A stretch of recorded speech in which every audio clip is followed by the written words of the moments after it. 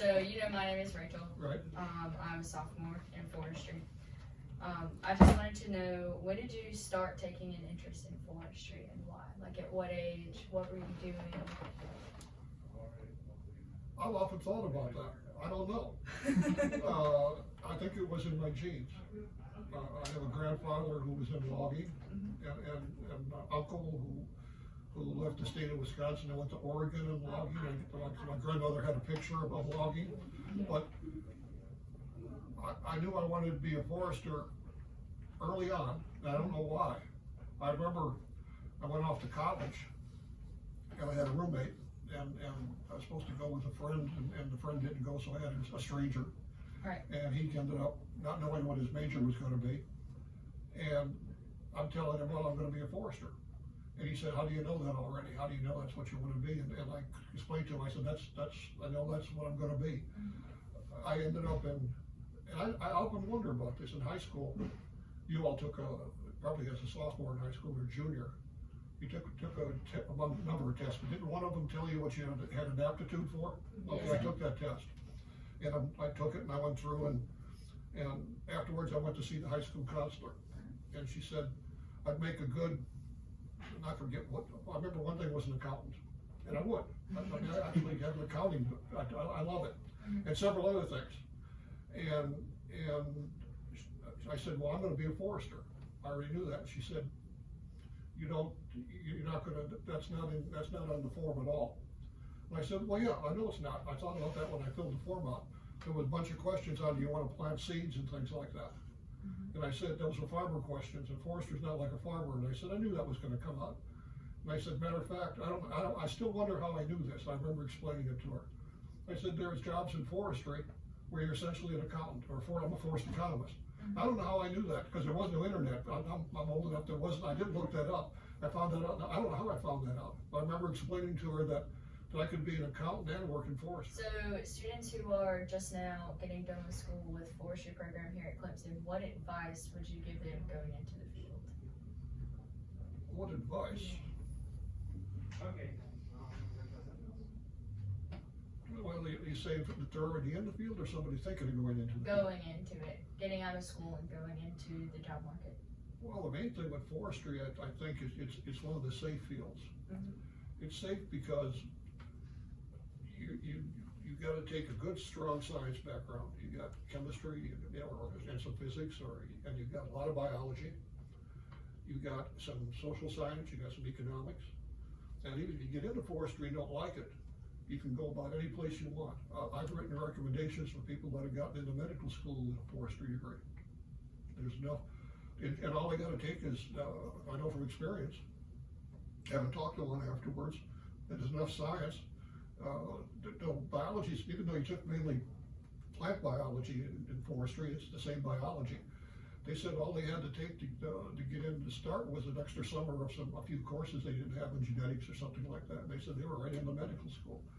And you got the background to do anything in social science too, and the fact that it's so broad-based, it's a safe degree that you can take about any path you want. You get into some other ones and you're in niches where you can't really do anything. You can take a forestry degree. I know people with forestry degrees that have gone all over the spectrum, so it's safe if you're not sure what you want. So one of my questions I was interested in is, while you were studying in college, like getting your master's, what kind of field studies did you do? Just what do I study? You mean just like in the field? Do you do any like working with grad students while you were undergrad, anything like that? Well, yeah, I think it made a big difference where I went to school. I went to school in Wisconsin. There's two forestry schools. But Wisconsin has a big, one of the biggest, not like California, but in that same league, university system. So they have a campus in Madison, a big research university, and they have a bunch of other campuses, and they're mainly four-year colleges. A little bit like the University of South Carolina, but a lot bigger, where you got Columbia and you got Sumter and you got Buford and those. And the one at the college at Stevens Point there in that state is has 90% plus of the forestry students. The one at Madison has probably 5%, very small.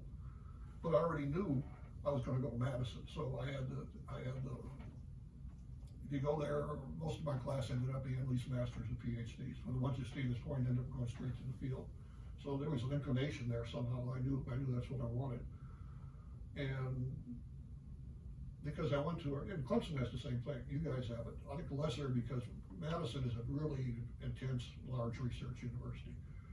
Clemson is research one, so you guys, but it's more intense. I knew as an undergrad what I meant to go to grad school.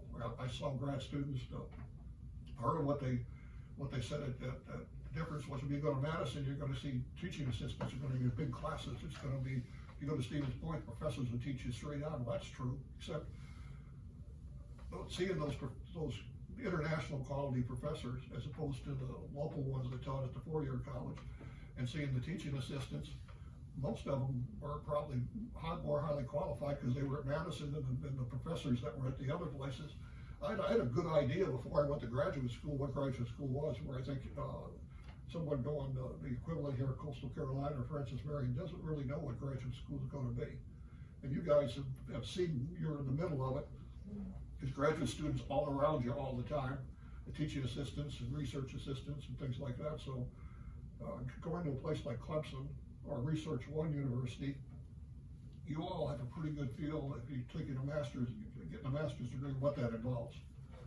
As a professional, do you have any career goals at Clemson specifically that you hope to accomplish in the near future? Well, ask that again now. What kind of goals? Really anything can be as a person, as a professional, teaching, learning. Well, see, I'm going to retire in a year, so my goal is to get out of here. So that doesn't. There you go. Well, but goals in terms of more typical, if I wasn't that way, most professors have at Clemson, see, we're a research one. And so most of the goals are related to research. Even the extension people to a degree. That's just the nature of the beast. So in college, was there like a specific class that you really enjoyed that was for forestry? What reinforced it, I won't say classes, but yes, but in a different sense than class. The forest econ classes, the people that taught them. So I'd say the role models,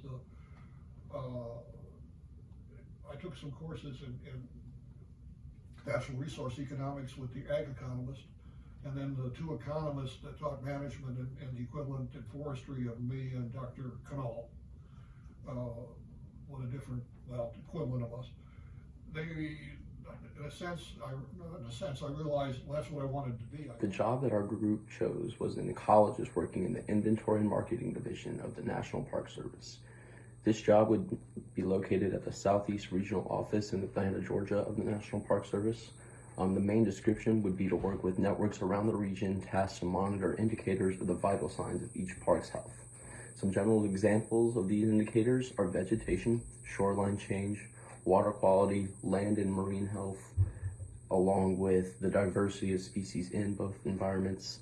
The main way that you would be presenting this data would be through quantitative and statistical analysis, along with a compilation of sampling designs. The starting pay for this job is anywhere between about $75,000 to $90,000, depending on how you come out of college and how you rank among the entering group. This is a full-time position, so all year. No real big travel. A lot of it is very local. You occasionally have to do some overnight travel, but it's a lot of field work and surveying, so it's a job that maybe coming out of college you could get your experience, but maybe not something you'd want to be doing your whole life. In undergraduate studies, there are many creative inquiries that our students are able to take during their semester here at Clemson. Some examples of these classes are the Kennedy Waterfowl and Wetlands Conservation and Fish Biodiversity CI. And for general Clemson courses, you could take general chemistry, general biology, wildlife biology, zoology, ecology, dendrology, conservation biology, and wetland wildlife biology. These classes prepare us for the workforce by giving us experience in the field that could have otherwise not be learned in the classroom. Through CIs and clubs, we can just see and get direct hands-on experience with forestry, ecology, and anything with wildlife.